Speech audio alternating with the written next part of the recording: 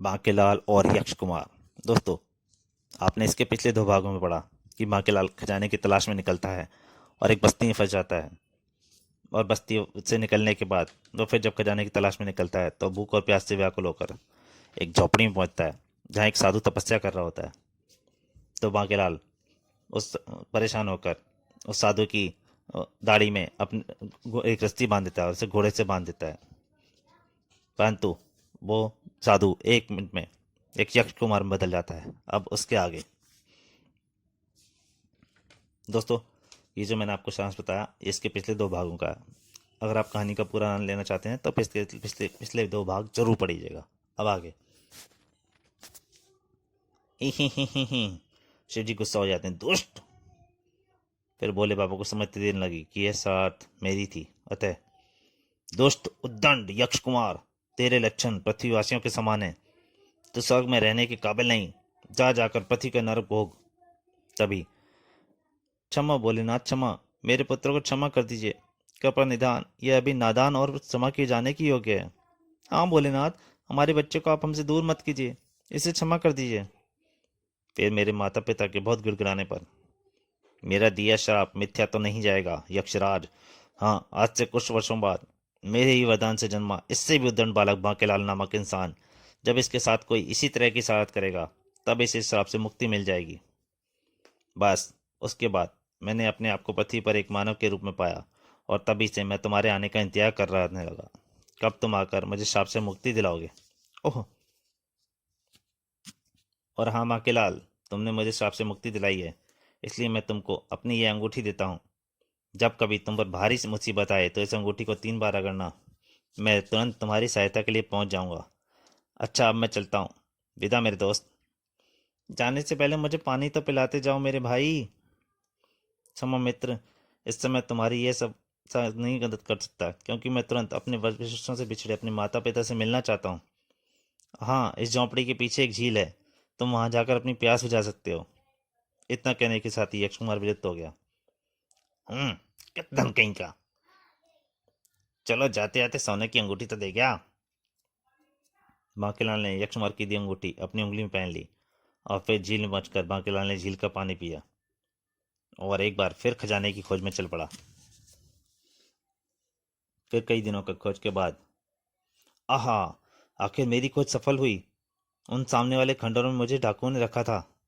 उन डाकुओं ने कई राज्यों का लूटा खजाना यहीं छुपाया होगा और अब सारा खजाना मेरा होगा। हा हा हा हा हा। फिर बांकीलाल खंडरों में दाखिल हुआ। अब पता नहीं डाकुओं ने खजाना कहाँ छुपा रखा है, कहीं मेरी सारी मेहनत बेकार न चली जाए। बांकीलाल की नजर सामने एक मूर्ति पर पड़ी। ये क्या? क्या काली मैया मेरी असफलता पर मुझे जीभ दिखा रही हैं? मैं अभी इसकी जीभ को खींच कर उखाड़ दूंगा। अब बांकीलाल ने आगे बढ़कर जीभ को खींचा और तुरंत बांकीलाल के नीचे का फर्श नीचे धंस गया। अगले ही पल बांकीलाल जहां खड़ा था वहां का फर्श एकाएक गायब हो गया और बांकीलाल धाड़ से नीचे आ गिरा। वहां सांप थे और खजाना था। तहखाने का दृश्य देखते ही बांकीलाल मुंह से एक चीख निकली, नहीं। और इधर उधर शिकार को तहखाने में देखकर एक साथ से कई सांप बांकीलाल के ऊपर पड़े।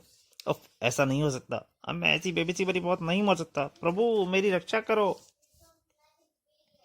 और मारे बह के पीछे हटते बांकीलाल के परेशानी का आलम हाथ मलने लगा। हाथ मलते मलते अजाने में यक्ष कुमार की दी अंगूठी को उसने रगड़ दिया और अगली पल हा हा हा, लगता है किसी ने इस रात में तुम्हें इस मुसीबत में फंसा दिया बांकीलाल। मुझे बचा लो यक्ष कुमार, वरना ये। घबराओ मत बांकीलाल, तुम्हें कुछ नहीं होगा। कहने के साथ ही यक्ष कुमार ने अपना मुंह खोल दिया। अगले ही पल यक्ष कुमार से मुंह से सैकड़ों नेवले निकले और देखते ही देर नाले ने सांप को कई टुकड़े कर दिए। फिर यक्ष कुमार ने अपना हाथ हवा में लहराया तो उसके हाथ में एक तलवार आ गई। बचो यक्ष कुमार। और अगले ही पल सांपों का कजरों को मरते ही बांकीलाल ठाका लाकर सामने पड़ी विशाल हा हा हा, इस खजाने का मालिक मैं हूँ। हा हा हा हा हा हा। अच्छा बांकीलाल, अब मैं चलता हूँ। है हाँ, पर यक्ष कुमार, तुम मुझे और इस खजाने को जरा ऊपर तक पहुंचा दो। ठीक है, तुम मेरे कंधे पर बैठ जाओ। लेकिन ये खजाना, तुम इसकी चिंता मत करो, मैं इसे भी ऊपर पहुंचा दूंगा।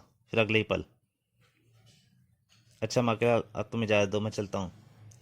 लेकिन यह खजाना, मैं इसे यहाँ से लेकर कैसे जाऊँगा? और भाई, इसे किसी सुरक्षित स्थान तक पहुँचाने में मेरी मदद तो करो। लेकिन इसे पहुँचाना कहाँ है? कहीं भी, किसी भी सुरक्षित स्थान तक। माकेलाल बात सुनकर यक्ष कुमार पहली बार चौंका।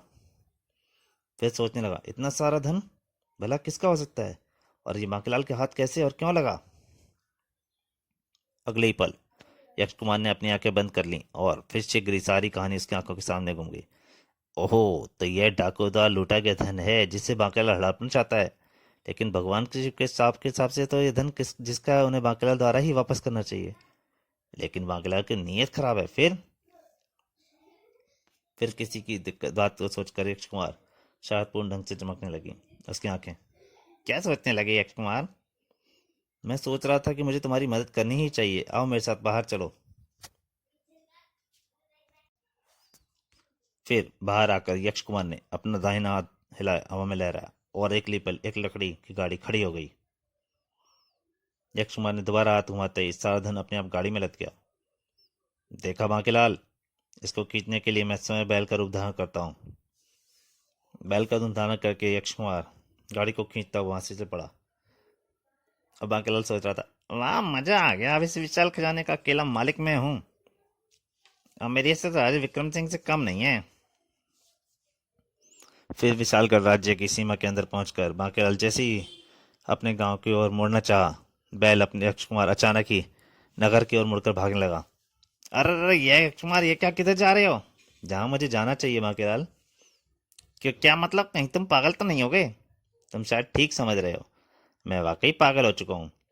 कुछ देर बाद, अरे इस बैलगाड़ी को रोको, वरना ये भरे दरबार में पहुंचकर जाएगी और हमारी महाराज इसे कठोर दंड देंगे हमें। लेकिन इससे पहले बैलगाड़ी को रोक पाते, बैलगाड़ी राजा विक्रम के साथ दरबार में पहुंच गई थी। अरे बांकेलाल, तुम, यह सब क्या है? मारे गए। इससे पहले कि बांकेलाल कोई जवाब देता, बैलगाड़ी पलट गई और खजाना फर्श पर गिरने लगा। फिर आश्चर्य से राजा और दरबारी राज दरबार में बिखरे धन को देखने लगे। बांकेलाल, कहीं ये सारा धन कई राज्यों से लूटा हुआ वही धन तो नहीं है जिसे डाकू सुल्तान सिंह और उसके साथी लूटने वाले थे, लूट के ले गए थे? जी महाराज, यह वही धन है। इसका मतलब तुम भ्रमण पर नहीं बल्कि इस खजाने की खोज में गए थे। जी जी।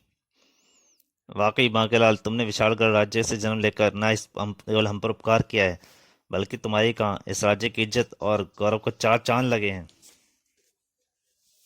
हाँ बांकेलाल, तुमने अकेले ही इस धन को खोजकर यह सिद्ध कर दिया कि तुम केवल बुद्धिमान और बहादुर ही नहीं, पक्के देशभक्त भी हो। अरे मूर्खो, अगर इस यक्ष के बच्चे ने मेरे साथ विश्वासघात नहीं किया होता तो यह सारा धन मेरा होता।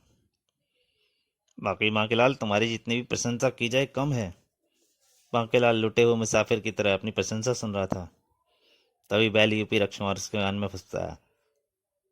देखा बांकेलाल, चारों ओर तुम्हारी प्रशंसा हो रही है, अब तक खुश हो जाओ। यक्ष के बच्चे, काश मैंने तेरी दाढ़ी ना नोची होती तो आज इस खजाने का मालिक अकेला मैं होता। और बांकेलाल की इस विचार पर बैल रूपी यक्ष कुमार मुस्कुराया और फिर एक गायब हो गया। दरबार में बांकेलाल के अलावा किसी का ध्यान उस पर नहीं गया।